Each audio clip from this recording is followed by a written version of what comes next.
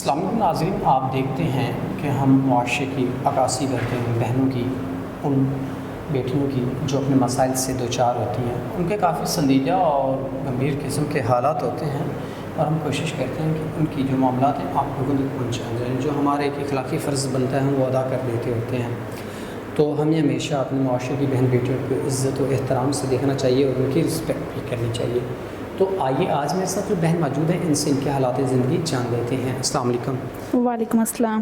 اچھا بہن، مجھے بتائیے گا زندگی کے کیا حالات، کیا پریشانیاں، کیا الجھنیں ہیں جن کی وجہ سے آپ پریشان ہیں؟ میں اور بھائی دونوں اکیلے رہتے تھے، ہماری زندگی بہت اچھے سے گزر رہی تھی۔ ایک دن ہمارے دشمنوں نے میرے بھائی کو قتل کر دیا اور یہ سب سن کر میری جان نکل گئی، اور اس دنیا میں میرا کوئی اور سہارا بھی نہیں تھا۔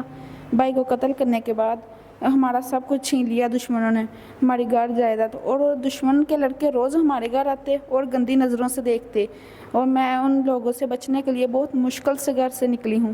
مجھے اپنے معاشرے میں اکیلا رہنا بہت مشکل ہو رہا ہے۔ میں چاہتی ہوں کوئی مجھے حفاظت والا مرد ملے جو مجھ سے بحفاظت رکھ سکے، نکاح کر سکے اور مجھے میرا حق دلا سکے۔ ناظرین، بہن اپنی آئیڈینٹی چھپا رہی ہیں کیونکہ ان کے بھائی کو بھی قتل کر دیا گیا اور ان کی جان کے بھی پیچھے پڑے ہیں۔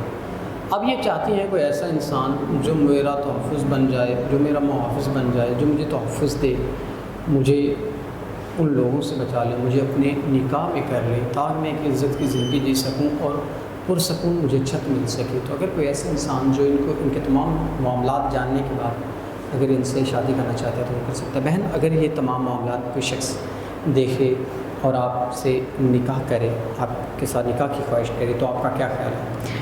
اگر کوئی مرد ایسا ملے جو مجھے عزت دے، میرا محافظ بنے اور میرا حق دلائے، میں نکاح کرنے کے لیے تیار ہوں۔ ناظرین، یہ بہن نکاح کرنے کے لیے تیار ہے۔ اگر کوئی ایسا انسان جو عزت تحفظ ان کو دیتا ہے تو یہ نکاح کرنے کے لیے تیار ہے، تو ہم امید کرتے ہیں کہ ایک انسان ہی نکاح کرے گا۔ تو اسی کے ساتھ اپنے میزبان نواب احمد کو دیجیے اجازت۔ خدا حافظ۔